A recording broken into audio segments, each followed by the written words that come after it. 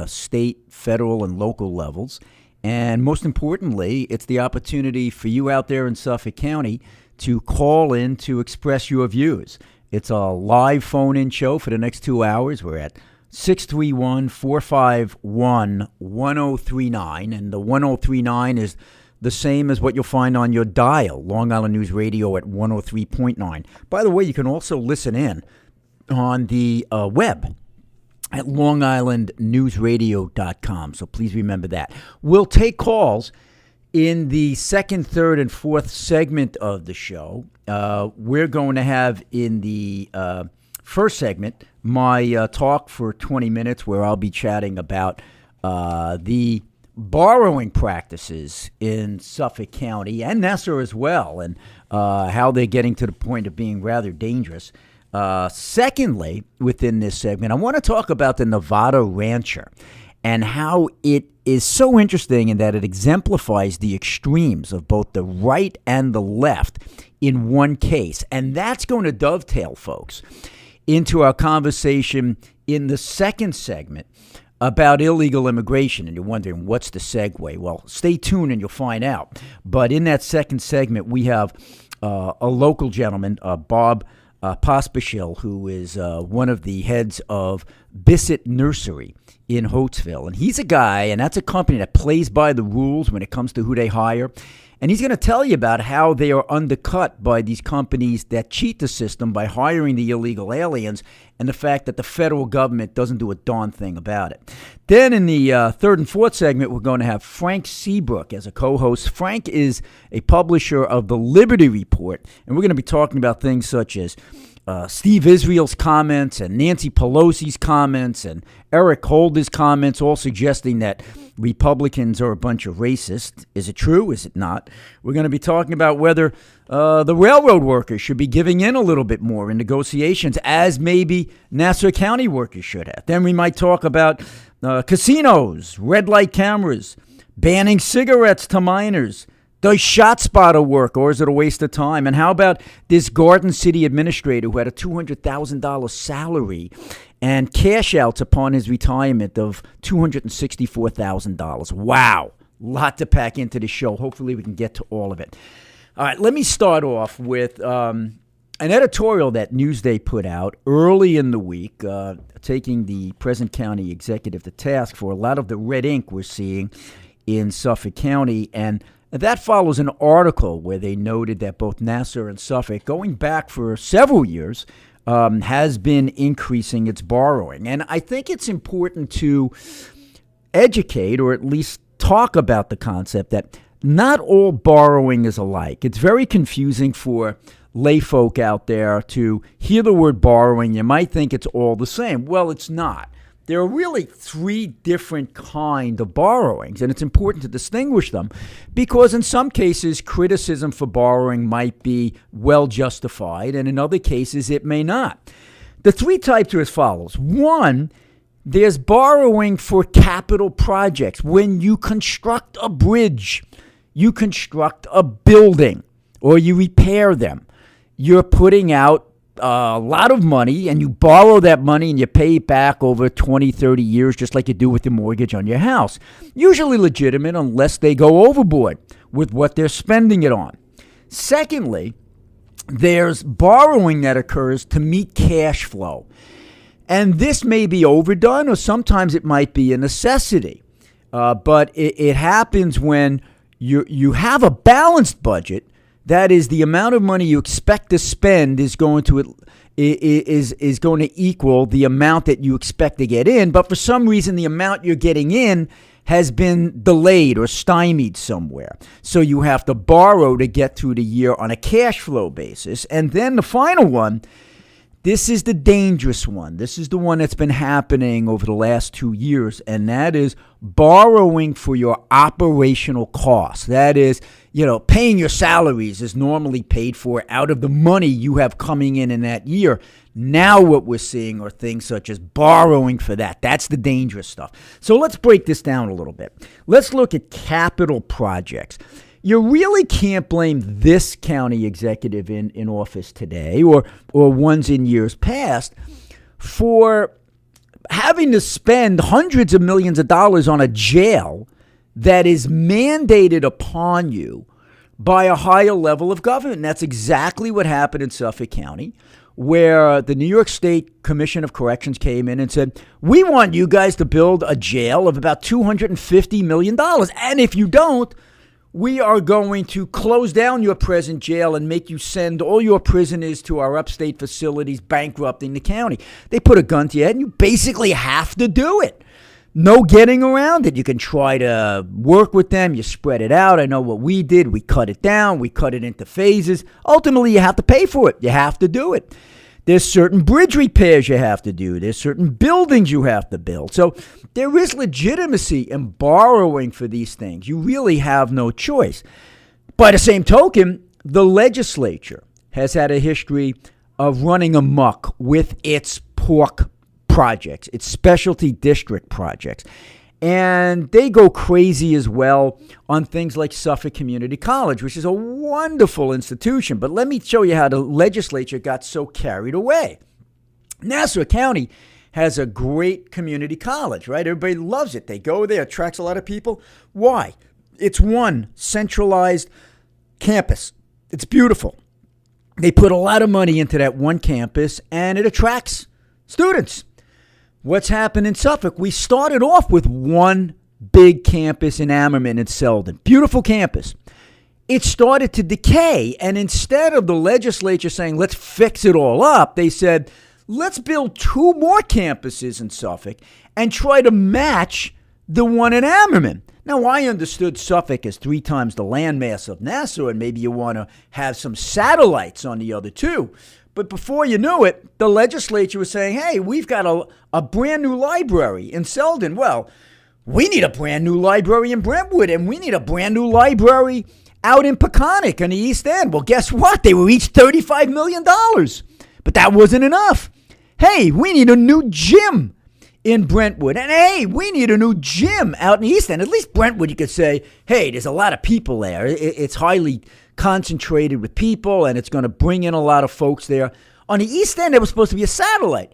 Now they're expending money, $35 million for a library, $35 million for a gym. Where does it end? This is where it got out of control. Now, they'll say, well, the state gives in money for that. It's true, but it's still our money. That's how a capital budget grows out of control. But most of the time, that kind of capital spending is usually legitimate money. You're putting in the money, you're borrowing for these long-term projects. Now, the second one is the cash flow, and that's where Newsday came down hard on the county. And that's not necessarily fair, because cash flow started to deteriorate when? 2 things several years ago. The big recession. When that recession hit, everything dried up. Money that you used to have coming in with sales tax that you budgeted, where you thought you were going to have $100 million in, let's say $25 million in growth in sales tax for the year. After the recession, you actually wound up losing $100 million in sales tax that you anticipated getting in. So your net, your gap, your delta might have been 125, 150, $200 million in 1 year. Now, to get through that year, there was the need for borrowing because the money just dried up all of a sudden. Then you balance yourself out over time where you start making your cuts. The other problem that exacerbated this was the fact that New York State stopped making its payments to localities. At one point, Suffolk County was owed about $150 to $200 million that the state just stopped paying because they were in such a cash crunch. They just said, we're not going to pay our locality. So the locality said, hey, we don't have the money to make our payments that we budgeted for on a cash flow basis because the state is holding back. So you really had no choice but to start cutting back, which was done quite a bit. But then you got to meet your cash flow obligations, your contracts, etc. So there was a need to borrow in that case. That's excusable when you have a recession and it's done within limits. The third one, which is the real problem, this is what we've been seeing over the last year where the criticism is very warranted, is the borrowing for what is typically an operational expense. For the first time in the history of Suffolk County, just a year or two ago, this new county administration said, we have an arbitration award that came down regarding the correction officers. I don't know if it was negotiated or whatever it was. It was an arbitration award. But it said, instead of paying for it from budgeted monies that come on a year-by-year basis, for the first time ever, they floated a bond to pay that off. That's crazy. That's like taking your credit card to the grocery store and putting your groceries on that bill and letting interest accumulate over the next few years. You know you're going to pay 2 or 3 times the amount that it was worth when you first paid for it. That's a danger. The second thing they did was sell off the Dennison building, which they owned free and clear, where all the county offices are. Now they're renting it back. And they anticipated that they were going to get $70 million in for this, and they only got $20-something million for it. You had this huge deficit, which forced them to now borrow. They're borrowing for a building that they already own. Crazy, crazy, irresponsible stuff. That was floated to me. We shot it down. Then they did a double bond, a borrowing on the pension. Now, pensions hit everyone. It clobbered all local governments after 2008 and 2009. So the state wisely said, look, we're going to allow you a one-time borrowing to spread it out. And most folks did it. The new administration came in and said, we want special dispensation from the Democratic controller to let us borrow again on this. So you start adding this stuff up. And that's where you get into the dangerous, dangerous borrowing that was talked about by the Newsday editorial, and rightly so.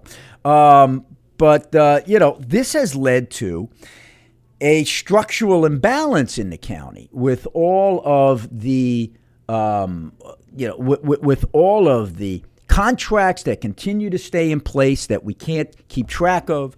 And you've got pensions increasing at $45 million a year. You've got welfare continuing to climb. You've got these cop salaries that are now reaching $200,000 a year. You have healthcare salaries that are going up and up and up, and present employees don't contribute a dime to it. And you're only bringing in X amount every year. Even at a 2% cap, there's not enough money coming in. There has to be major, major restructuring to get by this, or the county's going to go the way of Detroit or even Nassau County that has a control board, which might be the best thing because at least it enables you to change those contracts to make them more reasonable. So let me dovetail right now from that local issue into a more national issue, one that I found really, really fascinating, and it's going to segue into our next segment's discussion with the director of Bissett Nursery here in Hotesville. It's about the Nevada rancher, Cliven Bundy. And by the way, you're listening, folks, to Speak Out Long Island with Steve Levy here at Long Island News Radio. The number is 451-1039, and we can't wait to take your calls in the next session. But here's what happened. You have both the right and the left extremists converging in one particular case. Now, conservatives out there have to give it a rest and stop calling this guy a hero, this Cliven Bundy. The guy was in the wrong. He's got his cows out there, and they're grazing on federal land, and he wasn't paying the grazing fee. And he went to court twice to try to stop it, and he lost twice. Okay, once you lose the second time, the answer is not to import all of your militia friends from who knows where carrying shotguns threatening federal agents. That's not the way the system works. Okay, it really gives a bad name to those who believe in freedoms and really have disdain for overreaching in the federal government. You know, we can't be having these Ruby Ridges. We can't be having these folks who just say, all right, federal officials, we hold you in disdain. We're not going to listen to you. We lost in the courts, so we're going to take our arms and we're going to have a face-off with you, and we're going to challenge you to back down. It's not the way it should work. Now, with that said, this problem really germinated from the crazies on the left. Now, the feds were in their right to say, hey, Mr. Bundy, you've got to pay us for these grazing fees. But the first thing is, charging $1 million to allow his cows to chew grass on this land? albeit over several years. But man, that seems excessive to me. But the other thing here is one of the driving forces in this was the fact that we had the desert tortoise on this property, the desert tortoise. And that's one of the reasons they were trying to drive this guy off the land. Once again, we see the crazies, the crazy environmentalists, trying to place the desert tortoise, the spotted owl, the tiger salamander, the piping plover. How many times have we seen this over and over again, where these species are taking precedence over the one species we should really care about, Homo sapien, human beings? We see it so many times, how much money it costs. If you look at the number of species that have gone extinct since the Earth began, it's not a few hundred, it's not a few thousand, it's billions. That's billions with a B. Billions of species have gone extinct, have come and gone. And yet there's this thinking today by the environmental left, the crazies out there, not the standard ones, but the crazies, thinking we now have to stop all human progress if there is one species out there that might be threatened in some way. There are thousands, millions of species every day that are threatened by different things. Now, I'm not talking about, of course we want to save the rainforest so that our dwindling chimpanzee and ape population don't become extinct, or you want to protect dolphins, higher forms of life, but they get so extreme, so they go after this guy because of a tortoise, okay? And it really brings to mind the fact that crazy policy is driving a lot of the things that happen in the federal government. So on the one hand, you have this guy, this rancher who's over the line on the right, and then you have the feds who are over the line on the left. It's really not fair that he shouldn't pay his grazing fees and other farmers in the area do. But the biggest kick, the biggest whip was Senator Harry Reid. Senator Harry Reid gets out there, and what does he say? Him and his son. It was incredible. They say, we've got to go after this guy because we must make sure that the rule of law is enforced. The rule of law, the rule of law. This is the same Harry Reid who is leading a party in the United States Senate to say, stop enforcing the law against illegal aliens here in America. And then if you do try to enforce it, the rule of law, he calls you a racist. And we're going to get into that. We're going to get into that in the third segment, talking about how Steve Israel and Nancy Pelosi are joining Reid in calling everyone who disagrees with them a racist. But here we are, Harry Reid saying that this man is a terrorist and his cohorts out there are terrorists. The same Harry Reid and the same ilk within his minions who will not call Islamo-fascists the real terrorists. He won't call them terrorists, but he'll call a bunch of farmers terrorists. What's wrong with this picture, folks? Come on, I got to hear from you about this. This is going to be fun because I'm going to be joined in just a few minutes in the second segment by Bob Pospisil from the Bissett Nursery here in Hotesville. And he's going to tell you the story about how he has a landscaping company that is trying to play by the rules, that is paying their people the right amount of money, paying their workers' comp, paying their health care benefits, the whole bit. And he's getting undercut. That business is getting undercut by the companies out there, the competitors who cheat, who go out and hire the guys off the street from the 7-Eleven and exploit them and don't pay them their fair share, don't pay the workers' comp, don't pay the taxes on the work. And then when Bob and others like him who play by the rules go to the feds and say, hey, will you please enforce this so that I'm not put at a competitive disadvantage, they look at him as the bad guy. And they start going after him and ignore these other guys who are cheating the system. And that, to me, what was so remarkable about this whole rancher controversy, when it was Harry Reid who interjected himself into this debate where now he's calling farmers terrorists, where they won't call the extremist Muslims out there terrorists because it's not politically correct. And then he will say we have to enforce the rule of law against these terrorists when they're ignoring the law in so many other ways. And we've seen it, where the administration will selectively determine what laws it wants to enforce and what laws it doesn't. And then even within the laws they pass, as with the Affordable Health Care Act, they'll enforce these parts and then delay those parts unilaterally without Congress acceding in any way. You could have example after example after example of this stuff. So listen, folks, we want you to call in our next segment. It's 451-1039. We're going to be talking about illegal immigration and the hypocrisy of Harry Reid and others as to how it's enforced. Then we're going to have Frank Seabrook joining us from the Liberty Report. We're going to be chatting about how Steve Israel, a congressman, Nancy Pelosi, others are calling Republican motives racist. And then we're going to get into things like, should we have should we have speed cameras at school zones? And how about the fact that it's now going to be easier to get marijuana than a cigarette? Let's talk about this stuff. We're going to have a lot of fun. 451-1039. We'll see you in a few minutes. Steve Levy, Speak Out Long Island.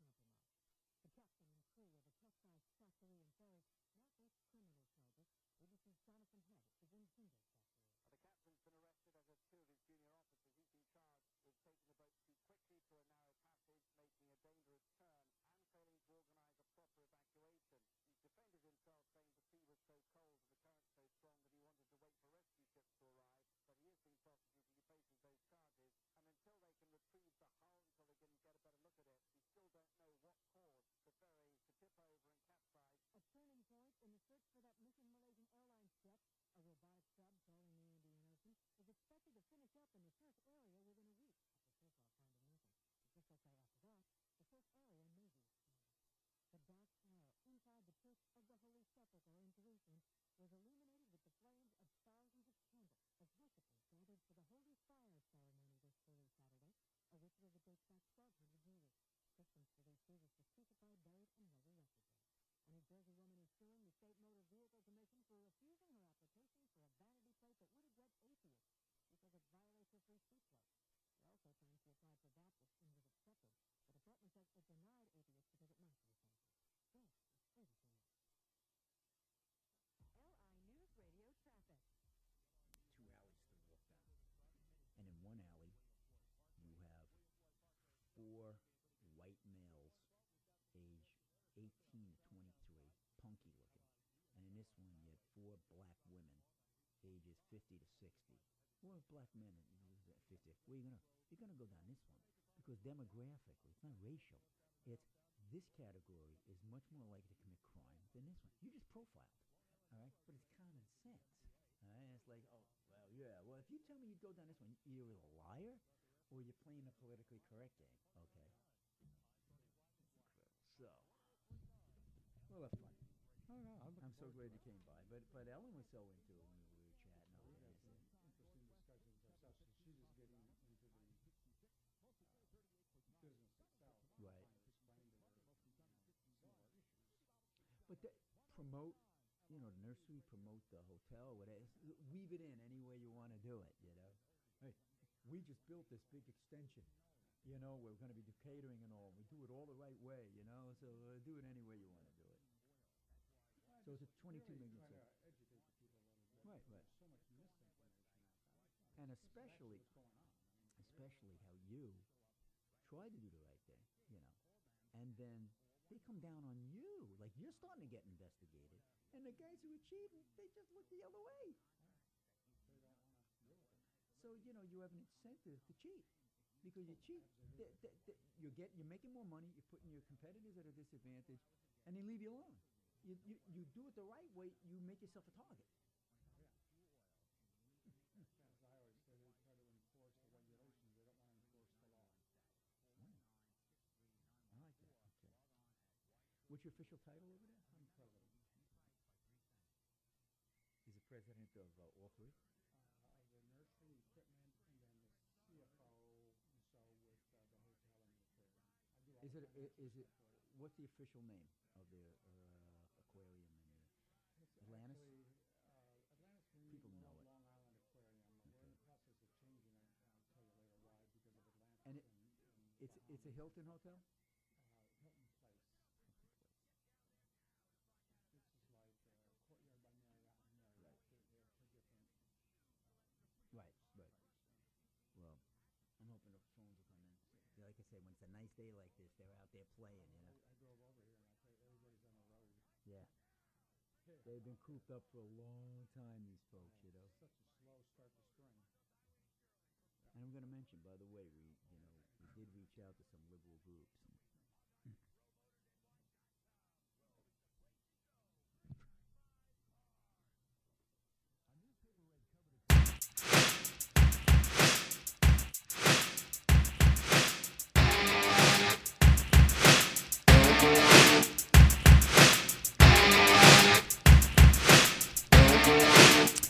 Okay, folks, welcome back to Speak Out Long Island with Steve Levy. I'm your host, former County Executive Steve Levy here in Suffolk County, and we welcome your calls at 451-1039 for the next 20 minutes or so in this segment, and we'll have 2 more after that. But as I signed off on the last segment, I made it very clear that this segment will be a doozy. I was talking about the rancher over in Nevada who was in the controversy over his cows grazing on federal land. And then we had Harry Reid going after him, saying that we have to enforce the rule of law. And I almost choked on my chicken salad when I heard that one because, this is Harry Reid saying this, the guy who is leading the charge to ignore federal law when it comes to illegal immigration, as we've had 11 to 20 million people crossing over the border at will.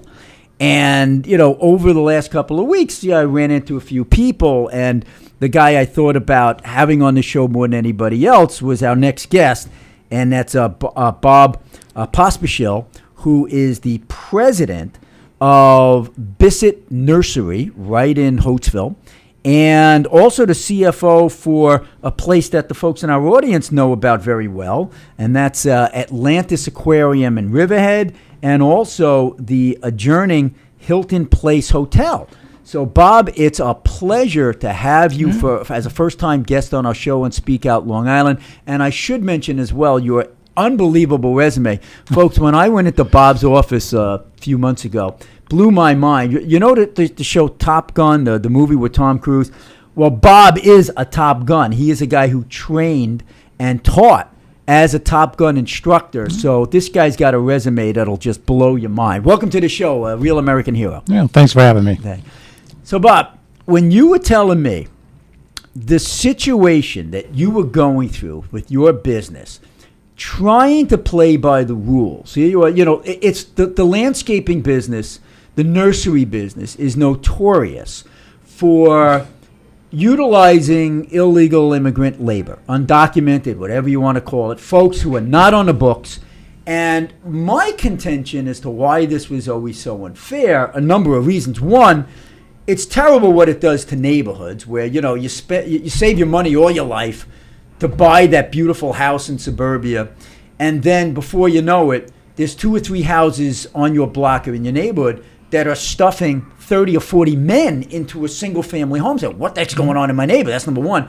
But the other thing that really bugged me were the reports that I were getting from business people who were saying, hey, what's going on? How come these guys won't enforce the law? My competitor's killing me. I'm trying to do the right thing, and they're cheating, and they're putting me out of business, and the feds won't enforce it, or whoever won't enforce it. You've experienced this, I assume. Yeah, we're going through it right now, as a matter of fact, and have been for the past several years. We believe in ethics and good business practices and being good part of the community and giving back to the community as one of the larger companies in Suffolk County and on Long Island. In doing so, several years ago, 15, 16 years ago, we opted into the federal government's H-2B program, which is a government-sponsored program to bring migrant workers in to do work that essentially the average American won't do. As a matter of fact, the first part of the H-2B program is you have to take an ad out into the paper. And for example, this year we wanted to bring 28 people in from Mexico and Guatemala. So they said, okay, for 2 weeks in February, you have to advertise for these jobs in the local paper, show us that you in fact did that. And anybody that answered those ads and responded to those ads, we're going to reduce your number of people that you bring in by those applicants. Well, every year we usually get 0. We'll get some calls, but as soon as you say it's manual labor, it's 10 hours a day, we don't get it. This year we had one person apply, said that they wanted the job. They reduced our numbers from 28 to 27. And he never showed up. And that was a person who was from a different country that you were trying to bring in? No. That was a local, local person. Okay. So we always try to. The first thing the government wants to do, we want to do, is bring local people in and help the population. So you tried it, nobody came forward, said, all right, Correct. let us go through this other program to try to get the migrant workers, the Correct. right way, the legal way. The legal way, which is expensive. And this is why the competition and stuff, if they don't do it, why they have an advantage.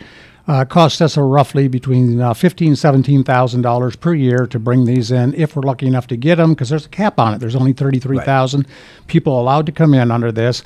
And how the government works and how the program works, of course, is the host country, for example, Mexico, they vet out the people. They can't have any criminal records. They can't have crossed the border illegally into the United States. A lot of things they can't do in order to get the visa, the work visa, and in order to get the passport to come to Holtzville to work. And that's the only place they can work, by the way. Once they sign on to the program, they come to Holtzville. If we don't need them for the period of time that we said we do, or if we have an issue with them, they have to go back to Mexico. They can't go to a neighboring place and work. They can't stay in the United So States. you're trying to do it the right way, as farmers have done for many, many years out east, where you had these migrant workers come in, then they'd go back, but they're vetted. You're paying money to actually bring them in, and were you able to actually secure them? Yeah, well, exactly right. I mean, there's several programs. The H-2A, which is the farmers use. The H-2B is what we use. The Brookhaven Lab probably uses the H-2A, which are engineers, scientists, and stuff. All these programs are run by the federal government. Very expensive. But here's the key, I think. Once you've opened your doors and said, listen, we want to do this legally, and the Department of Labor comes in, the first thing they do when these workers arrive is they come in, they inspect, make sure that we're paying them a fair wage. They want to actually look at our payroll records, look at the housing, make sure it's adequate housing. They are all over us, which is fine. I don't have a problem. We do everything legally. Matter of fact, our housing is better than what's required. We pay higher wages than what But the minimum. the irony is, Bob Pospisil from the Bissett Nursery here, and folks, you're listening to Speak Out Long Island with Steve Levy, 451-1039. But the irony here, Bob, is that if you did not go through this program and just hired guys off the street illegally, they wouldn't be coming in, checking your books. They wouldn't be giving you a hard time. You'd pretty much be getting off scot-free. Oh, absolutely. And that's exactly what's happening. As a matter of fact, not only once you open it up, but then you open it up to everything. Suffolk County Health Department comes in now, knows that you have housing. They want to inspect it to make sure you meet those standards. So when Department of Labor comes in, and I said, okay, we're open up here. Look at our books. Look at our people. Talk to the people. We're doing everything right. Oh, by the way, my competitor, not too far from me, maybe you might want to pay him a visit. I've heard rumors. Their answer to me was, we're not interested in that. We're here to enforce the regulations. So my response to them was, okay, I understand your job is you're more concerned about enforcing the regulations than you are the law. And they just shrug, and they really don't want to be bothered by it. Well, I remember, Bob, and again, this is Bob Pospisil of Bissett Nursery talking about the illegal immigration situation here on Long Island. You're listening to Speak Out Long Island with Steve Levy, folks. I remember when I tried to do something as a county executive to address the type of inequity that you're discussing here today. I had many folks like you calling me say, Steve, these guys are putting me out of business. It's not fair. How come the government's not doing anything? I said, look, I can't affect the state government. I can't affect the federal government. But at least the county government, I'm going to make sure that if someone wants to get a county contract, for goodness sake, they have to prove to us that they are hiring people legally, that they're not cheating by hiring people illegally, not paying their workers' comp, not paying their... I thought I was going to get praised as, trying to do the right thing, prevent exploitation of folks, et cetera, even the playing field.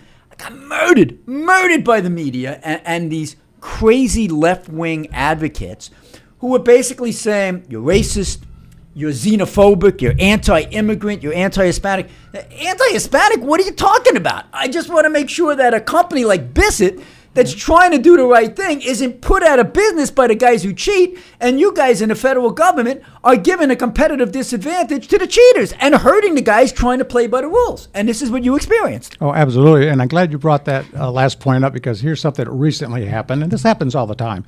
We fight it.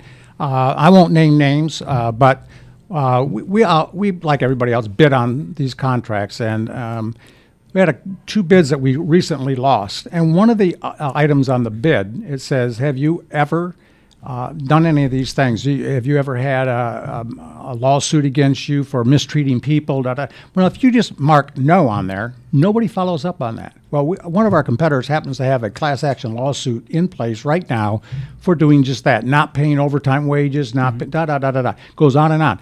Well known. So we say in the bid process, well, you might want to be careful that nobody really wants to be involved. They don't want to open that can of worms. So everybody looks at it. Unless you can prove it, they don't want to do anything. So we lost two fairly large bids over the last 3 weeks under those circumstances.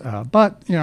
Well, and again, this is Bob Pospisil from Bissett Nursery talking about the illegal immigration problem here in Suffolk County and Nassau as well. What kind of impact does it have on your company? What kind of expenses are you paying that your competitor is not? And why is it a competitive disadvantage to try to do the right thing? Well, think about it. First of all, we pay, if you under the H-2B program and the federal program, there's a minimum wages that you have to pay. The people that are not part of these programs are pulling them off the street and stuff, pay less than that. They say they're going to pay overtime, but they don't pay them overtime. They withhold pay. I'm talking about either things I know, I'm aware of, or rumors, but it's not that big of an industry. But a lot of these employers know, hey, they're illegal, so I'll cheat. I'll take a little bit more off the top. What are they going to do? They're going to report, and some do. Exactly. But this is the way. This just like that cop. A couple of months ago, hey, I got him in the back of my car. I'm going to take his money because what is he going to do? And that's horrendous. That's absolutely awful. But this is what a lot of these unscrupulous employers are doing. Oh, absolutely. And again, like they say, they're not paying. They're off the books. They're not paying. They're not even paying the taxes, the FICA and stuff. No Social Security tax. Social Security. And they're the ones that are sticking these people into these houses where there's 30 people to a house or something. Where our housing's regulated, we only can have so many people per bathroom, per bedrooms, etc. So we meet all those standards. So there is no overcrowding. There's none of that. But if you want to do it the cheat way, you save money every way you can. You stick a bunch of people in a house. You really don't care. You don't pay the taxes, the FICA, Social Security. You don't pay the overtime. You hold over their head the sword of Damocles, saying if you say anything, you're out of here. And they're desperate. They want to. Most of those people send most of their money back home. Well, what really ticked me off about the media, Bob, in this whole issue, and I'm writing a book about it called Bias in the Media. It's how they look at things through their liberal colored glasses, which they try to make victims and the exploited and the exploiters. And they looked at the undocumented coming here as being the good guys, the victims. And the exploiters were, regular suburban folks and businesses, okay?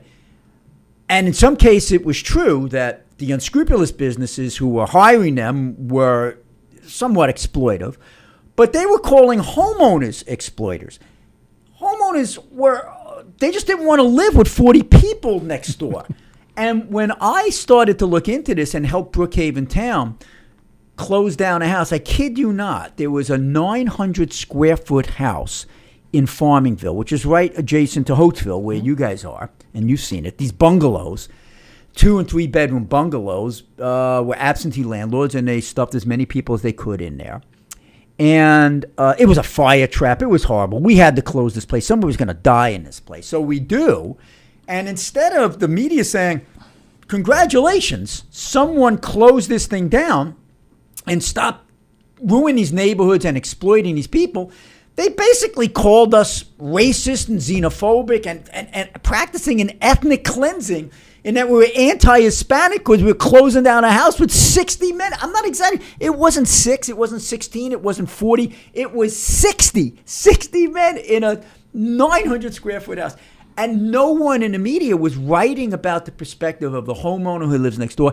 And nobody in the media was writing about you, a guy in your position, a company such as yours, who was getting their brains beaten in on a competitive level because you were trying to do the right thing. Yeah, absolutely, and they have a tendency to paint everything with a single brush. And yes, these people that our competitors that are hiring off the street do abuse these people, and they should be looked into and they should be corrected. But that doesn't mean that everybody that uses migrant workers is doing it wrong. But we all they assume that we're all just like you did. You went in there to actually do good. You went in there to improve it, and you got painted with the same brush is the story of the guy that hires them off the street and does abuse them and doesn't pay them properly and doesn't give them health benefits and all the other things that come along with the job. Well, even legislators who privately would tell me, Steve, I think you're doing the right thing. I hope you win, but I can't be with you on this because I'm afraid. I'm afraid of being labeled a racist. I'm afraid of being labeled anti-Hispanic, anti-immigrant. I've got a certain number of Hispanics within my whether you have Hispanics or not in your district, no one wants to be called a racist. Right. No one wants to be called anti-immigrant, anti-Hispanic. But that's what the media was doing over and over and over. And that's going to segue into my next segment where I have Frank Seabrook here. We're going to talk about Steve Israel and Nancy Pelosi and Harry Reid. Now they label anything they disagree with you a racist, you know. So, tell me a little bit about your background. It's fascinating with Top Gun and your background with the military and how you came to Long Island, et cetera. Yeah, real quick. I'm actually born and raised in the Midwest, and after I graduated from college with a finance degree, I did go into the military as a Marine fighter pilot for 14 years. And during the course of that, I was fortunate enough to be selected to go to Top Gun as an instructor, also a test pilot, also part of a lot of dark, or what they call black programs in the military. I was also the on the U.S. Think tanks for advanced weapon systems, things like that. I did the introduction of the F-18, all the test flights on the F-18. Worked a lot of foreign countries on that. Did a lot of work with the Israelis, as a matter of fact, on the acceptance of the F-16 before they bought it. Eventually, after 14 years, got out, moved to Long Island to actually help Bissett Nursery set up an accounting system, a computer system, which I was fortunate enough to do, and got to be quite interesting. So what I thought was going to be a 2 or 3 year stint, I've been here about 22 years now. And folks, you're listening to Bob Pospisil, who is the president of Bissett Nurseries over in Hotesville, and also the CFO of the Atlantis Aquarium, which many, many Long Islanders know about. It's a great destination point. And this is Speak Out Long Island with Steve Levy at 451-1039.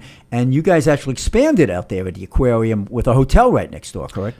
Yeah, And catering hall, I understand. As absolutely. well. Yeah, we put a complete catering facility as part of the aquarium, and then obviously the Hyatt Place Hotel, which feeds off of each other. And all the corporations, all four of us, we want to promote, and the reason we went to Riverhead is to build Riverhead up. It was an economically depressed area. We thought we could have a huge impact on there. We'd like to hire locally. It's good for the economy. If everybody's busy, if everybody's working, that's a really good thing. Absolutely. And by way of disclosure, Bissett is a client of the law firm that I'm of counsel to, Campolo, Middleton, McCormick over in Ronkonkoma. And it's through that affiliation that I got to know what you guys do and how you have been hammered by the federal government for just trying to do the right thing when it came to paying your workers and hiring people the right way. I've always said that the problem with our immigration system is that they make it too hard to do it the right way and too easy to do it the wrong way, the illegal way. So, I'm not a believer that amnesty is the solution. It's just enforced law, like E-Verify. I want to get your thought on this. E-Verify is a database in the federal government, and there's a rule that if you're of a certain size and you want to hire someone, prospectively you have to run them through this, but retroactively you don't. In my mind, people say, how would you solve the illegal immigration system? Every company would have to go through the E-Verify system prospectively and retroactively. You solve the problem. If you're not here legally, you can't have that job, and then you have to leave. You will, in fact, self-deport. And then you really crack down on the businesses that don't use the E-Verify. Is this something that you'd be willing to do? Oh, absolutely. I have no problem. I want, again, to hire locally if I can. If I can't, I have to run a business. And it gets to be a double-edged sword here because the average homeowner, of course, only wants to pay so much to have their lawn cut. And the reason that the prices are of the lawn cutting is what it is that they're using migrant helpers. If you wanted to pay a local person that would want 30 or 40% more, of course, that's going to be added on to that. But I don't have a problem with that at all. I have some of the problems I have is exactly what you hit on, and that's the level of bureaucracy that you have to go through, the amount of paperwork, the constant visits that we get from the Department of Labor, et cetera, to make sure that all these regulations are being followed, and then your competitors are being totally ignored. Well, Bob Pospisil from Bissett Nursery, my point is this: the media and the far left, unfortunately, tries to paint anyone who's against this so-called comprehensive immigration reform as being anti-immigrant, anti-Hispanic. Etc. Actually, you can be pro-immigration, just anti-illegal immigration. And what you seem to be saying is we should change the rules. We should make it easier and start enforcing it more so against those who don't. That would be the fairest way. Well, absolutely. Remember how this thing came about. America said, listen, we want upward mobility of our people. So they have these education programs. And when you do that, when you start having people improve themselves and get higher paying jobs and stuff, that leaves a void. So that void is the manual labor thing. And if the whole workforce in America is better educated and has better jobs, someone's got to fill that void, and opens the door for the foreign worker. You make a lot of sense, Bob, and I hope that your wisdom is heeded by the feds, because it's damn unfair the way they treat companies like yours who try to do the right thing and try to play by the rules. Thank you so much for joining us at this hour. And folks, stay with us. We'll be back. Here's the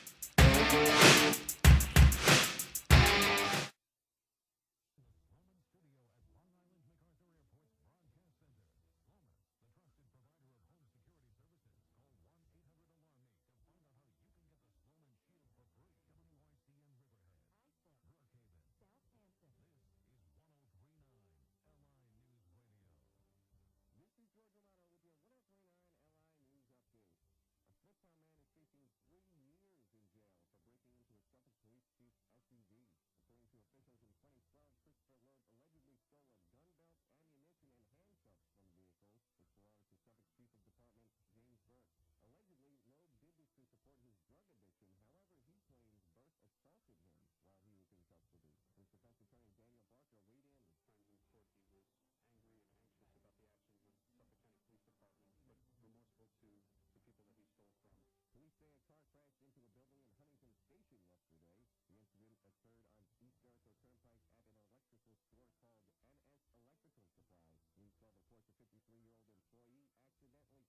from ABC News.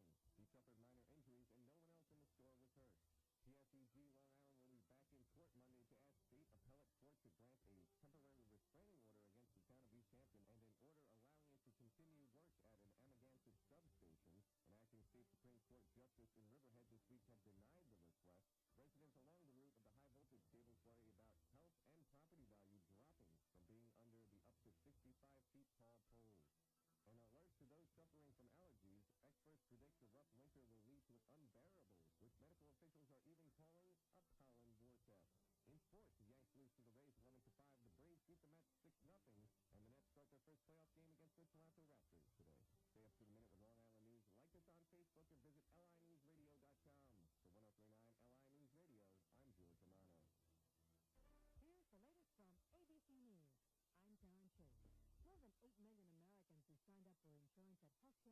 More than 8 million Americans who signed up for insurance at healthcare.gov are now being urged to log in again and change their password to protect their personal information from the heart flu bug. Consumer security expert Adam Levin says the virus has created security nightmares at many websites. The problem is, so many people universally use passwords. So that a password that you might have used at healthcare.gov could be a password that you use for your email, or for your social networking sites, or your financial services sites. White House officials say the reset recommendation is just a precaution with no hard evidence the site has been compromised.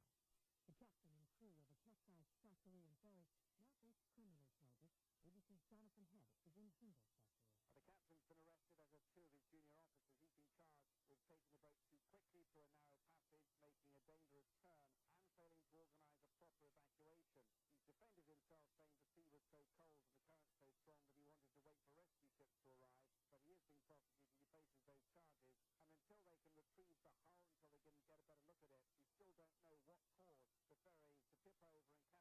A turning point in the search for that missing Malaysian Airlines jet, a robotic sub trolling the Indian Ocean, is expected to finish up in the search area within a week after so far finding nothing. Officials say after that, the search area may be expanded. The dark horror inside the Church of the Holy Sepulchre in Jerusalem was illuminated with the flames of thousands of candles as worshippers gathered for the Holy Fire ceremony this Holy Saturday. a ritual that dates back 1,200 years. Christians believe Jesus was crucified, buried, and resurrected there. A New Jersey woman is suing the State Motor Vehicle Commission for refusing her application for a vanity plate that would have read atheist. She says it violates her free speech rights. She also claims she applied for Baptist and was accepted. The department says it denied atheist because it might be offensive. This is ABC News. LI News Radio traffic. Still a bit of a slowdown on the LIE westbound as you approach William Floyd Parkway, but certainly no major delays there.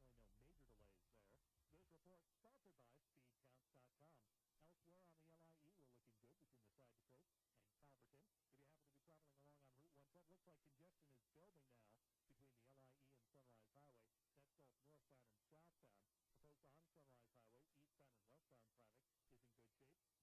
If you happen to be traveling along on Route 110, looks like congestion is building now between the LIE and Sunrise Highway. That's both northbound and southbound. Opposed on Sunrise Highway, eastbound and westbound traffic is in good shape. Trains and planes all are running on or close to schedule. Is your computer slow? Get a free computer diagnosis and activate SpeedCounts.com software to remove computer viruses, junk files, and clutter that slow down your computer. Visit SpeedCounts.com. I'm Bernie Wagenblatt on 103.9 LI News Radio. LI News Radio weather. Enjoying the weekend with lots of sunshine. Northwest breeze 7 to 15 across the island. High in 66. Mostly clear 38 for tonight. Sunny for tomorrow. High in 56. Monday mostly sunny 61. Think about it, this John Overby. 103.9 LI News Radio. A newspaper read cover to cover gets great advertising results. You've tried the rest, now try the best. In these tough economic times, Our Place newspaper still stands tall. Our Place newspapers have the largest distribution of any other local paper in the area. If you own your own business, you owe it to yourself to call Our Place newspapers. Our Place readers love the heartwarming stories, jokes, trivia, recipes, and so much more. Other publications claim to be local, but Our Place is town local. They cover your town's sports, schools, churches, local organizations, and all the Chamber of Commerce news. Our Place is 100% mailed and oversaturated on local stands at over 100 locations throughout the community. Our Place is in business to increase your business. They are your only hometown paper where quality and service are their goals. So call Fran and B at 467-4287. Deal directly with the owners. Check out OurPlaceNews.com. Proud members of the Ronkonkoma, Holbrook, and Middle Country Chambers of Commerce. Westbury Toyota is expanding its dealership, and they want you to benefit from their construction reduction sale. The first 25 callers each day can drive off in a 2014 Camry, only $8,000, or a 2014 Prius for $8,900, taxes included. Yes, you heard that right. Those prices include taxes.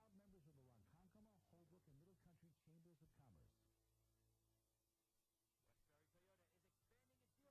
to reserve your 2014 Camry or 2014 Prius today. That's 877-403-9970. This offer is so good, I'm telling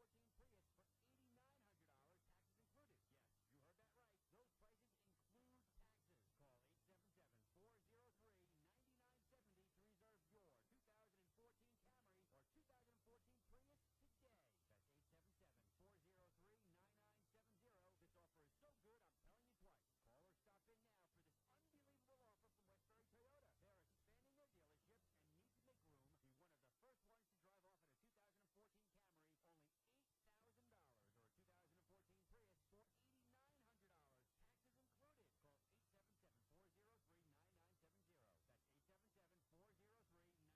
or a 2014 Prius for $8,900, taxes included. Call 877-403-9970. That's 877-403-9970. 877-403-9970. Stop in and become a part of the Westbury Toyota family. Stop paying for comp and liability certificates. Contractors of any type. The Brazier Agency never makes you pay for receiving certificates nor for additional insurance. Same-day certificates sent by fax or email. You're just one call away from a paycheck you deserve. 281-1700. Hassle-free without the fee. That's the way Brazier Agency helps make running your business a little easier. Comp, liability, or auto. We can insure any type of contractor at the best rate. Call 281-1700. Interested in leaving the state insurance fund? Brazier Agency can help. You may also qualify for one of the many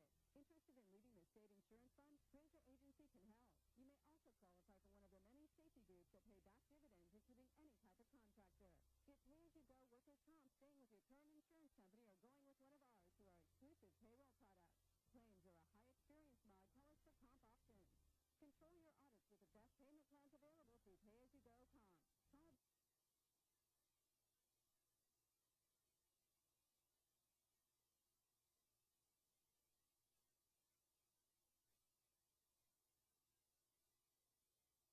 Call If you're looking for political correctness, you've come to the wrong place. It's Speak Out Long Island with Steve Levy, 103.9 LI News Radio. Hey, welcome back to the show, folks. This is Steve Levy, the former county executive, here on Speak Out Long Island with Steve Levy on this beautiful weekend afternoon. We're live. We want to hear from you. This is your radio station, Long Island. You can call in at 631-451-1037. 1039. You don't have to agree with us. You can be for or against something we're talking about. If you want to talk about something we're not talking about, that's okay. You want to suggest a new law for Suffolk County, that's okay. We want to hear from you. But I think you probably got a kick out of our last 22-minute segment where we had Bob Pospisil from Bissett Nursery talking about how his company that tries to do the right thing when it comes to hiring people was clobbered by competitors using illegal aliens. And that all stemmed from the discussion about the Nevada rancher and Harry Reid, Senator Harry Reid, who talked about the rule of law. We've got to be so concerned about the rule of law with this rancher who he dubbed a terrorist. Again, he wouldn't dub Islamo-fascist terrorist, but the rancher is a terrorist. But, the rule of law. But 20 million illegal aliens, what do you want to say, 11, 15, 20 million? We'll look the other way. We don't have to enforce the rule of law there. Real crock. Now, the other thing about our friend Harry Reid is how he loves to call people names who disagree with him. Everybody's a racist. That's the new thing. It's the new McCarthyism, folks. That's where on college campuses, who they invite and who they don't invite, what you can say and what you can't say, what is hate speech and what is not hate speech. It's all centered on the left. And now the new thing, the talking points of the Democratic Party, which is one of the reasons I had to get out of that party a few years ago, is label your opposition racist, homophobic, sexist. Don't try to win the argument on the merits because you'll lose. So try to vilify your opposition. And where do we see this? 3 times in 1 week. 3 times this past week. First, Representative Steve Israel from here on Long Island goes on a local Sunday talk show and says that the motives of many Republicans are racist. Okay, now he tries to make it sound that, I'm so magnanimous, I'm so fair and centrist. It's not all Republicans that are racist. He says, quote, the Republican base has elements that are significant elements. This is what he said, I'm sorry. To a significant extent, the Republican base has elements that are animated by racism. What's he talking about?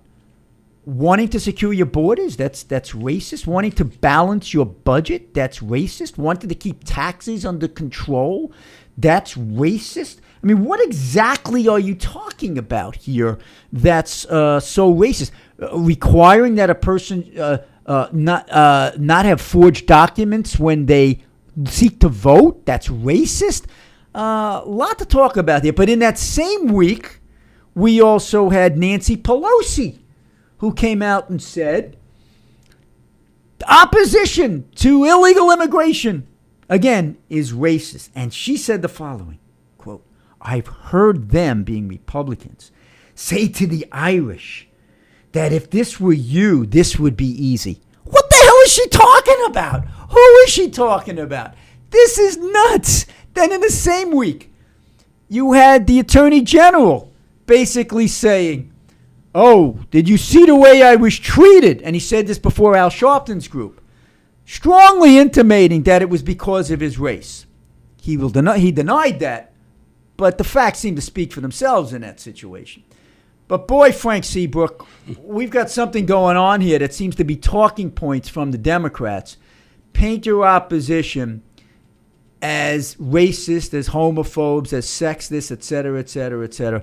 Welcome to the show, Frank Seabrook, who is the publisher of the Liberty Report, a right-of-center publication. I will state for the record, folks, that this show always seeks to get balance, and we reached out to a lot of liberal thinkers out there to get them on the show. They couldn't make it or wouldn't make it. Hey, if you're a liberal mind, you want to call in right now, please do. You want to come down on this show, we want you. We want spirited debate. So, Frank, what do you think of what's been going on this past week? How you doing, Steve? And thank you for having me on the show. Well, it's very typical of the left. If they can't beat you in an argument, you're a racist. You know, that's their mentality and that's their MO. What's really funny was I heard Steve Israel, Representative Israel, on the Frank McKay show earlier in the week.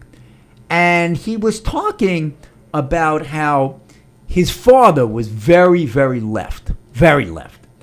And his father used to give him a hard time because when he first came into Congress, he was trying to be more centrist and cater to a Republican district that was, heavily Republican district, speaking up for veterans and things of that sort.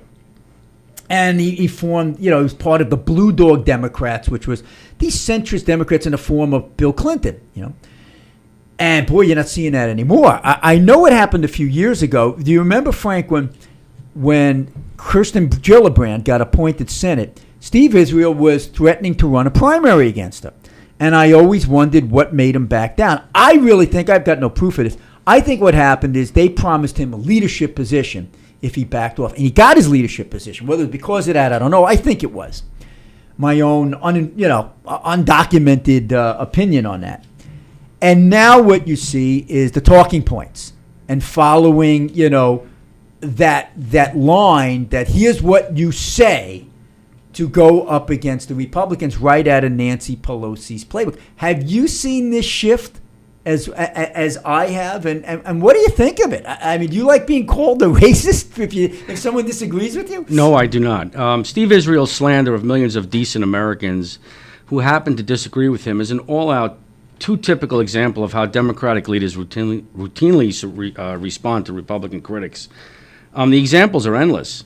Republicans who think border security should be the first priority in immigration policy, for example, are concerned about protecting lives and property. They are racists who hate Hispanics, Believe me, I've been there. I've been called that many times. Yes. Republicans who support common sense measures like requiring photo IDs for voting are often portrayed as heartless bigots. You know what I love about that, Frank? And by the way, folks, you're listening to Frank Seabrook and Steve Levy on Speak Out Long Island with Steve Levy. We want you to call in 451-1039. The kick I got out of this was at the Democratic convention in 2012. The Democratic delegates who were complaining that it was too burdensome to get an ID to vote, they all needed an ID to get into the building. Right, exactly. And George Wilt was great on he was great on one of the talk shows on Fox this week. He used to be on ABC, now on Fox. He said, if you have a complaint about this, you can go visit the Attorney General, but I warn you, you'll need your ID to get into his building. It was great. Right, exactly. The examples are endless. Republican governors opposed to expanding Medicaid under Obamacare do so just out of political spite, and as a result are leaving millions of people uninsured, The Koch brothers, which are big conservative supporters, support tax cuts not because they believe in lower tax rates, but because they promote more prosperity for themselves. Yeah, what about, you know what I loved on this one, and it's in my book, Bias in the Media, is how the media treats the Koch brothers vis-a-vis Michael Bloomberg or George Soros. But look at Bloomberg, what Bloomberg's doing. Bloomberg is investing tens of millions of dollars of his own money, or maybe hundreds, but he's got a right to do it. And he's going to go around the country funneling money to campaigns or candidates who are, in his opinion, properly on the gun control side, okay? That's okay, because why? To the media elite, that's a good cause, okay? But if the Koch brothers don't like a particular liberal cause and they want to support a conservative candidate, they're evil, they're distorting the process. It is such an obvious example of media bias. Well, I agree. The Democrats really have no shame. Here's the reality with the borders specifically. I believe that the Republicans have the stipulation that sticking to border security is first and foremost. And there's been a recent poll last year conducted by the McLaughlin Group where it found that 60% of the Hispanic voters supported amnesty, but only after a goal of stopping 90% of future illegal immigration. I don't believe the Republicans are off base with their desire to have border security. I think it's what the people want. I'll tell you, it boggles my mind. And folks, we want you to chime in on this if you'd like. The number is 451-1039. This is Speak Out Long Island with Steve Levy, and my guest today is Frank Seabrook from the publisher of the Liberty Report. I'm actually mad at a lot of Republicans who are going along with this comprehensive immigration reform, you want to call it, because it does include amnesty. No matter what they say, it's amnesty. But you know what? I'll cut them some slack because I know many of them are feeling that, hey, look, we got to get this issue off the table. We've lost, there are so many illegals in the country now that, we're losing the entire Hispanic vote because of this, the way it's tilted by the media. But some of them are at least saying, if we're going to do this, let's at least make it a prerequisite that you have to prove that you first secured the border. And what they're saying, and I agree with them totally, hey, Mr. President, don't tell us to take your word for it that you're going to do it, because you just ignore laws. If there's a law on the books that you don't like, you just say, well, we don't have to do that, whether it's you're going to stop deporting people, under a certain age, or you're going to push for the DREAM Act without it being, put into legislation, or if you're going to even take your own law and ignore provisions within your own Health Care Act, marijuana that is now still on the books as a crime, in possession or selling marijuana. They're starting to say, well, a few states are going the other way, so we'll stop enforcing on the federal level. Now, you could have the debate that maybe it's a good idea to decriminalize it, okay? I think it should be decriminalized. I'm not in favor of legalizing it, but decriminalizing it, okay?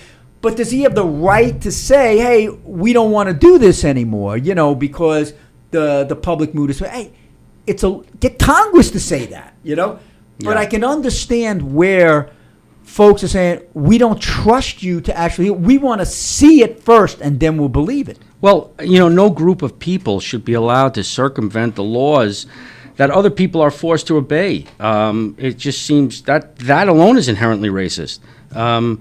Look, I think it would be a mistake to support amnesty for those here that are illegally. I believe the focus should be on border security and streamlining legal immigration. I also believe increasing visas for highly skilled workers in farming. Mm-hmm. But, again, ideally, the borders need to be secured first. You know what is incredible to me?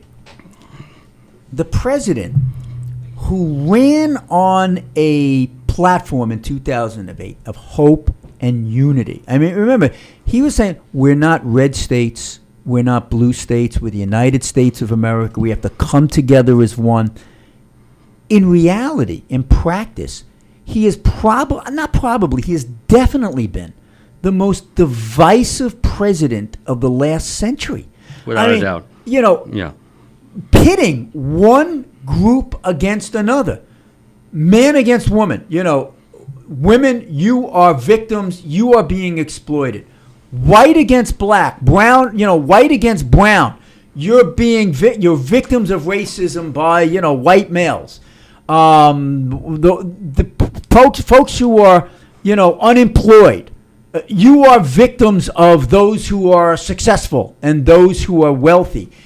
It's so divisive, and the way I look at it is you've got, the two Davids, David Axelrod and David Plouffe, the two strategists who I think sit in the White House, in the Oval Office, and strategize, what is our next policy going to be? And they calculate, well, what do the demographics say? Well, if we carve up the electorate into all these segments and make them all feel victimized and say we're their hero, we'll get reelected. So let's make women feel that they are victimized. You have a war on women. Let's feel Hispanics, they're victimized. Those Republicans are racist. It goes on and on and on. I mean, with gays, we are your saviors, despite the fact that President Obama ran in 2008 against gay marriage. And it's fine that he changed his mind on it. But if Romney did it, it would be a flip-flop. If Obama does it, he evolved, and now he's a hero. It's really quite phenomenal. Yes, it is. Quite frankly, I like to return the conversation back to INS. should they be sued by the people for failure to do the job that they were mandated to do?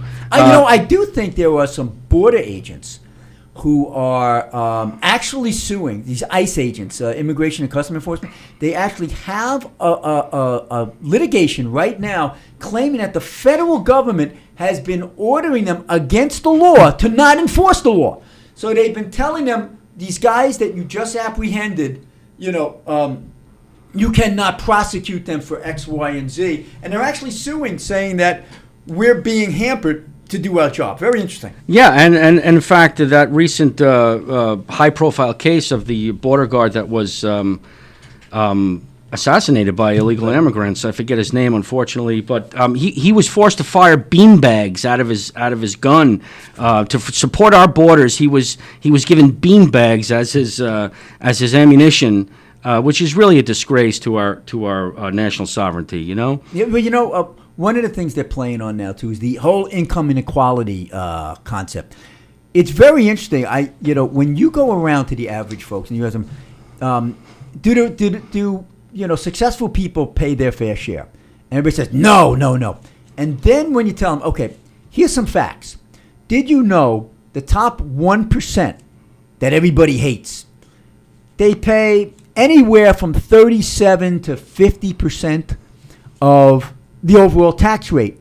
And the top 10% pays anywhere from 55 to 70% of all taxes, depending on the year. And they say, no, that can't be true. And then when you verify it's true, they say, oh, I didn't know that. Right. I just hear from the president and these other guys that, I'm being overtaxed, when here's another stat.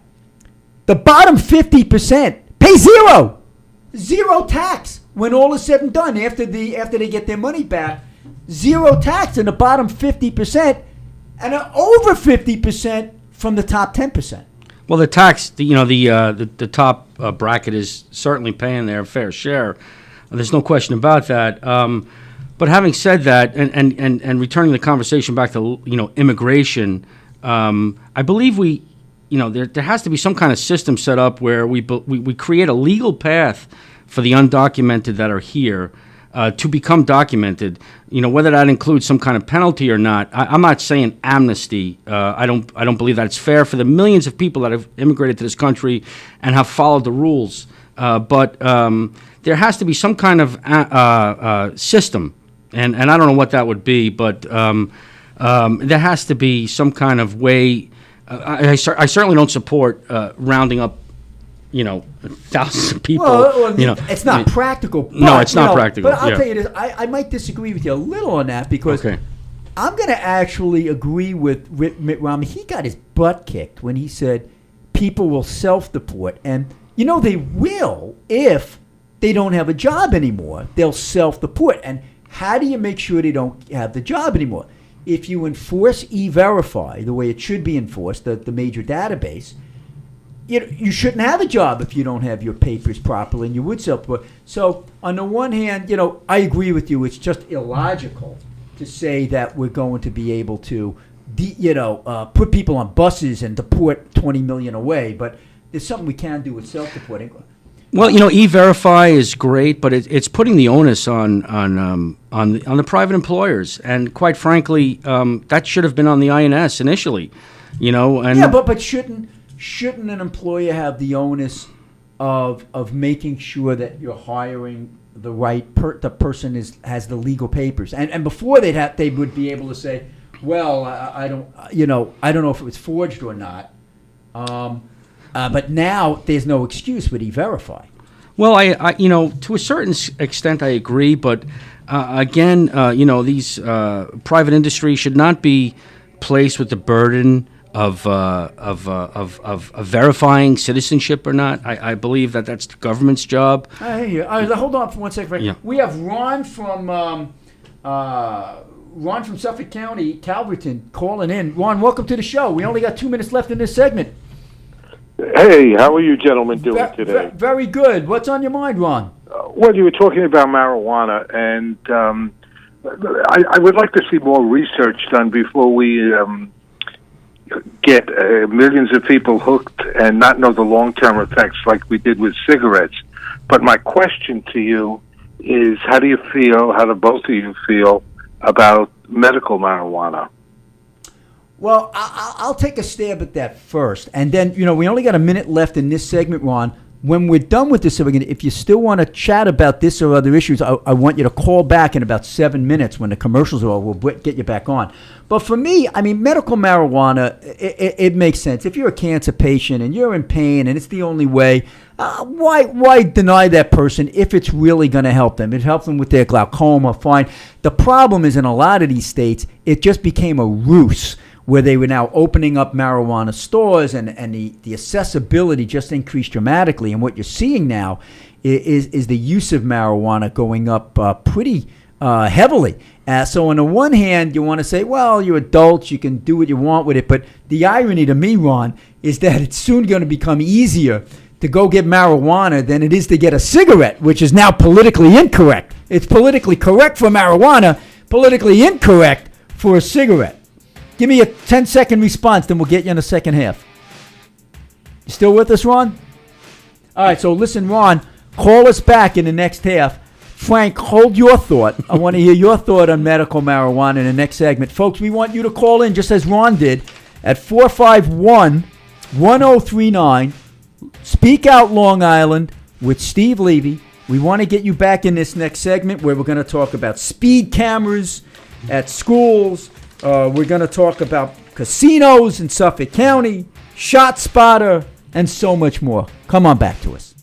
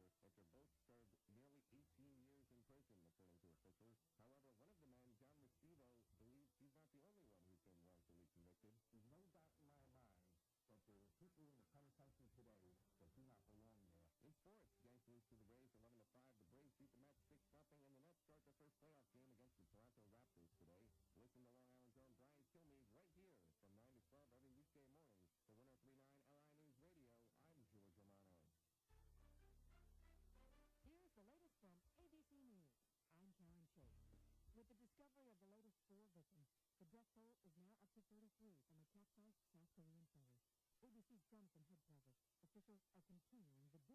task of searching for more. Divers have once again gone out to try to get inside the upturned, submerged hull of the ferry and not been able to do so. Although the weather conditions are better, the tides, the currents are very strong out there, extremely strong. The visibility is so low that they're literally feeling their way along the hull, and it's too dangerous for them to go inside. They've reported seeing bodies through the windows, and realistically, they do not expect now to find survivors 3 days after the ship went down. Search teams are proceeding with extreme caution on Mount Everest as they search for the bodies of 3 missing Sherpas in the aftermath of an avalanche that killed 13 other guides. Climbers are cautiously testing the strength of newly fallen snow and using extra clamps and ropes as they navigate the treacherous landscape. Officials in Yemen say a U.S. drone strike has killed 9 suspected al-Qaeda members. Yemen's branch of the terror group is considered the most dangerous in the monthly bug? Computer security experts like Adam Levin say change all your passwords just to be sure. There are so many sites that you don't even remember you visited, and they may still have not corrected the problem because they're smaller sites and they may not be able to move as quickly as other sites. After a withering winter, many Americans are looking forward to better weather. Forecaster Stephen Tobisi at the Storm Prediction Center says most people can expect a relatively sunny Easter. Maybe an isolated storm overnight in the Central Plains and perhaps over the eastern part of Florida, but only through about mid-afternoon. After that, it looks relatively quiet. President Obama is spending part of his day playing golf at Joint Base Andrews just outside D.C. Dining at a Southern California cafe became a religious experience. As some customers claimed they saw the face of Jesus in a pancake. Employees at the Tao Go Cafe say they didn't serve the holy pancake, they kept it. This is ABC LI News Radio traffic.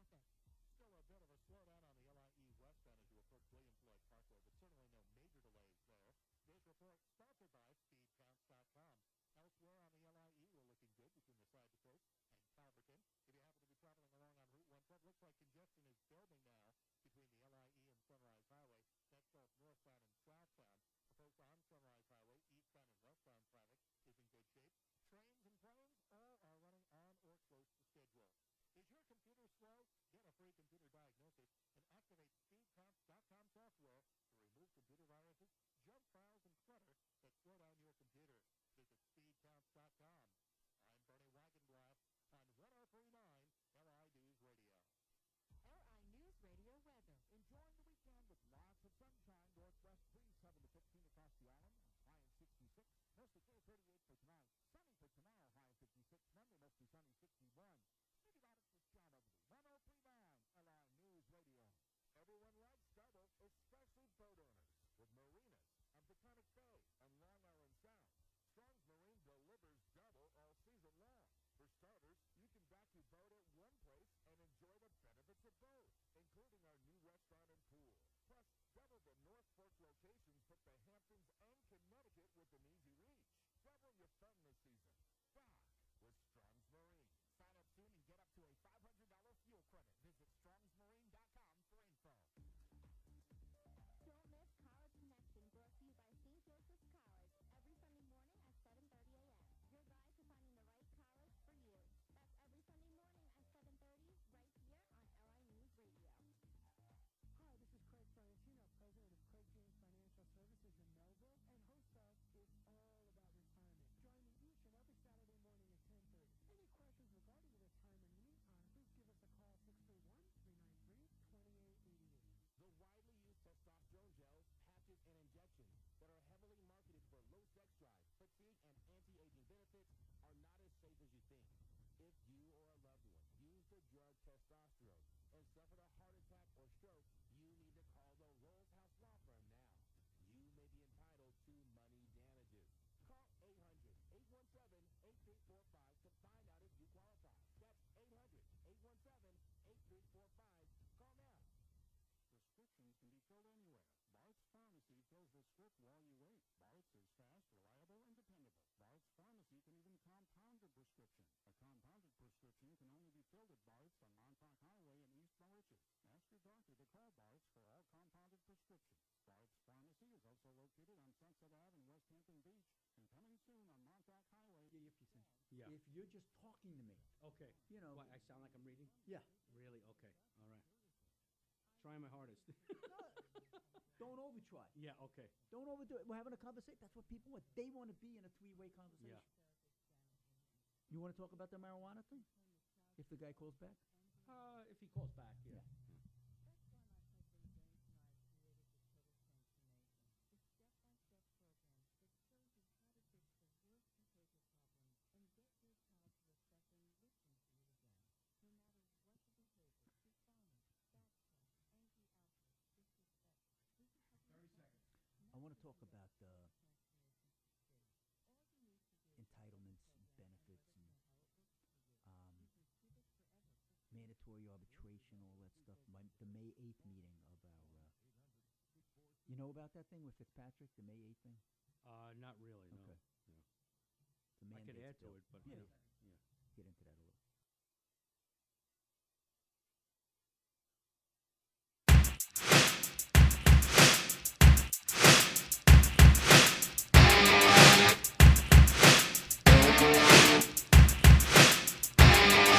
You know what that music means, folks.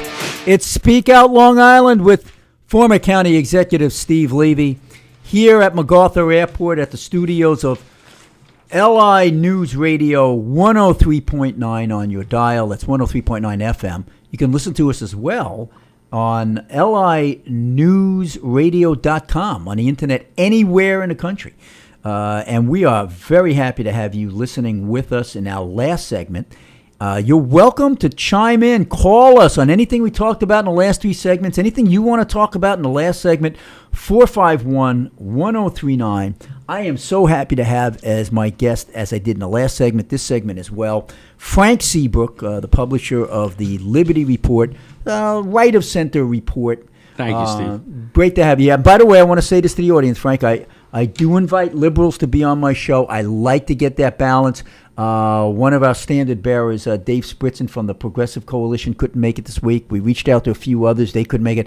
But we welcome them. We welcome you. If you're a liberal out there, you're a conservative out there, you're a moderate, call in. We don't care if you agree or disagree with us. We love spirited discussion and debate. But we were talking about a whole bunch of things. I want to bring it back local now, okay? Proposition to get new revenue for the two counties. Not the red light camera. We're used to those red light cameras now that if you make a right-hand turn on red without stopping, they zap you with a ticket. Started off as $50. I don't know if it's $100 now or whatever. The new proposal is getting a camera that can record your speed. And if you're in a school zone and going over their 20-mile-an-hour limit or whatever the case may be, you're going to see a ticket in the mail. Well, Steve, is this really about safety or is this about revenue for the county? That's a good question. See, I got to tell you, I've heard a lot of people say that. I was a proponent of the red light camera proposition. Yes, it got us some good revenue, but I'll tell you, the stats also show that people stopped going through red lights. And it brought down the accident rate pretty considerably, at least in those intersections. Now, what happens, I think, people get used to it and they start to know where the red lights are and they have to twirl them around. Now, this is a lot different, though, because this isn't just going through red lights. This is now starting to monitor your speed. Frank, I know in a couple of other states, they were doing this for revenue. And it wasn't just at the school zones. It was just anywhere. And people went crazy, so much to the extent that in some states they actually had to rescind it because people were going nuts. I don't know. Well, I can understand why people are going nuts. It's like government harassment. I mean, like, when does the government stop getting involved in your everyday life? So now you get in your car in the morning and the government's watching you, you know? I don't really believe that it's about safety. I believe it's about revenue. You know, we constantly hear about deficits, and this is an easy way for the government to provide income, you know? Well, I think couching it with the school zone is giving them some cover, because I think if they tried to do just a generic speed trap, you know, where we're going to be watching how fast you go, I think they'd be clobbered. I think they're getting away with it a little bit more because, it's just at the school. But, you know, I don't know many statistics that show that the accident rate is very high in school zones, but it probably is for revenue. But if it does wind up saving some lives, I'd say okay. But I don't know if the facts are going to show that as they did with the red light camera legislation. We'll have to see. Yeah, well, again, you know, my firm belief is that it's not about safety. It's about revenue because, do you even hear about safety issues regarding school speed zones? Not really. Not really, no. So, I guess if you ask a crossing guard, they'll give you a couple of anecdotes. But, right, but here's an unreported fact. A recent study concluded that approximately half of all money collected in red light cameras, fines, are paid to companies that operate the red light cameras rather than the state and local government. So my guess is that somewhere, somehow, with these speed cameras, somebody is steering money to somebody. Well, I got to tell you, since you bring that up, it dovetails into another issue I wanted to talk about because it was in the paper this week. The shot spotter, okay? Let me tell you, for folks who don't know what this is, this was created by a particular vendor, okay? And then he went shopping it around. He said, hey, pay me millions of dollars, and I'll put this equipment up in your areas, and in certain high crime areas. And if there's a shot that goes off, it will register and it'll go to the police department very quickly and we'll apprehend the guys. And I was very, very leery about this technology. I remember legislators were beating my door down. You got to do this. You got to do this. And then Newsday went on top and they were editorializing. You had Joy Brown articles all the time. You got to do this. You got to do this. And I'm saying, well, show me the stats where this is working. Well, the stats don't lie, Steve, and it's a 7% success rate. 2/3 were, of all reported cases were unsubstantiated. 1/3 were false. 7% success rate. I don't know, Steve. It just seems to me as not a high enough success rate to justify. Well, that company made a lot of money, Frank, and I'll tell you, they were so insistent that we do it. I eventually had to say, look, it's pretty obvious there's 18 votes for this. I'm not going to stop it. So you know what? Maybe we can change it so that we compromise it. At least lease it. Don't buy this junk because you're going to be stuck with it in a very high price tag. So we got them agreed, lease it for like 3 years, experiment with it, and at the end of the experiment and find it doesn't work, get rid of it. I think they're going to find that it doesn't work. I'll tell you, Frank, I haven't heard of one instance in Suffolk or Nassau, and Nassau, they should be ashamed of themselves. Oh, it's so great, it's lowering a crime. Whenever I asked, give me one instance where a person was apprehended because he shot a gun in a zone, they picked it up, the cops came and arrested him. Give me one. One example, not one. There is not one documented arrest, even based upon the Shot Spotter Alert program. So with all the fiscal challenges facing Suffolk County, do we really need to be paying, I don't know, $800,000 or $1 million to a system that doesn't really... that's the question. And this is where it gets into, what's the politically correct thing to do? How do we make it look like we're doing something? And then you see this money just thrown away. I'll give you another example that drives me crazy. Nassau, in all this debt and all these problems, they're talking about spending $2 or $3 million to put these panic alarms in schools. So if a guy comes in and starts shooting, you press the panic alarm. Maybe 20 years ago that made sense. Everybody's got a cell phone now. Everybody's got a cell phone. You can't get to that panic alarm quicker than you can get to your cell phone and dial 911. So it's just another feel-good thing to say we're doing something. It can just drive you crazy when you see all the wasted money. Now speaking of wasted money, mandates are just killing our local governments. It's why, budgets are out of control. I just read this story about this guy from not a commissioner. He was the administrator in Garden City, getting $200,000 a year, way more than I ever made as county executive, more than the governor makes. And then when he left, he's getting a $264,000 cash out for his unused sick and his unused vacation days. Something's got to change. Thankfully, on May 8th, the LIFA Group, Long Islanders for Education Reform, coupling with the Center for Cost-Effective Government, I'm the executive director of that organization, which is a cadre of business and community leaders. We're going to have an anti-mandates, pro-taxpayer meeting at the Marriott in Melville, May 8th at 7 p.m. We're welcoming the public to come.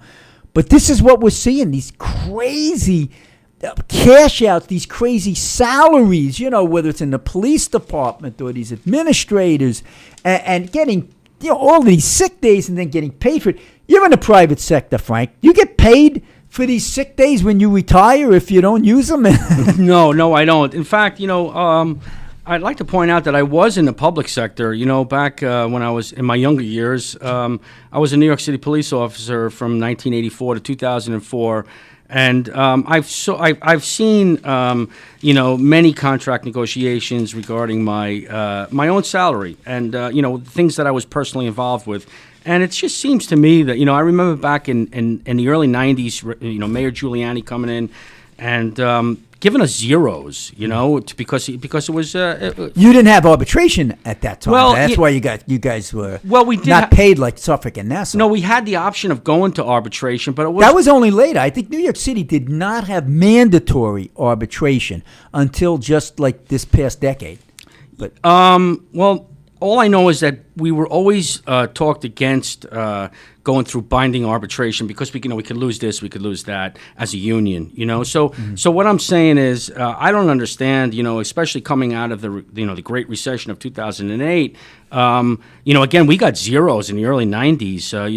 When we were going through a recession much less catastrophic than a recession we went through in 2008. So I don't understand how these county governments are approving these generous packages to these labor agreements. Well, folks, you're listening to Frank Seabrook of the Liberty Report. He's on Speak Out Long Island with Steve Levy. I'm Steve Levy, the former county executive. You're welcome to chime in and call us at 451-1039 and join the conversation.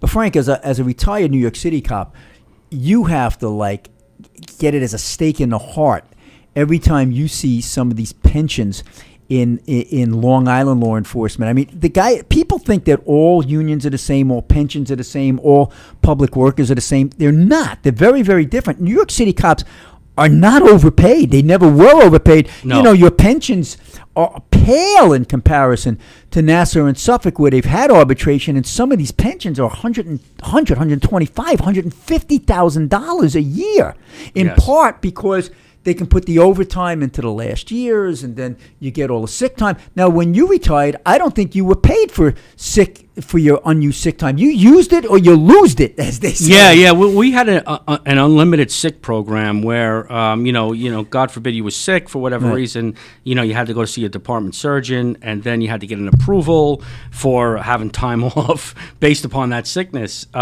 So we didn't have what they have in Suffolk County, in regards to this unused, sick time, that whether, if they used it, it was okay, but if they didn't use it, they were rewarded it, upon. Well, you can accumulate all these days, and then let's say you have 100 of these days accumulated. You don't get paid at the salary you were making when you earned the sick day.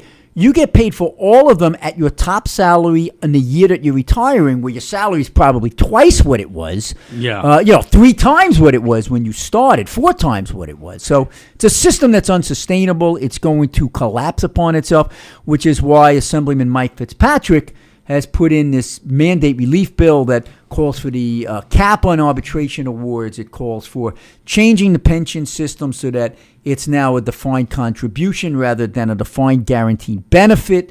It changes the Triborough Amendment so there's no longer these automatic step increases after the contract has expired for teachers, for police, for anybody in the public sector. So we'll see if that passes, folks. That's going to be talked about at the forum on May 8th at the Melville Marriott, 7 to 9 p.m. And you're listening to Speak Out Long Island with Steve Levy, 451-1039. It's live. We want to hear your calls. We have Frank Seabrook from the Liberty Report with us. Frank, I want to get your thoughts on casinos in Suffolk County. Article in the paper this week about the administration in Suffolk County debating where to put a casino, if they can get one, how it's going to be financed.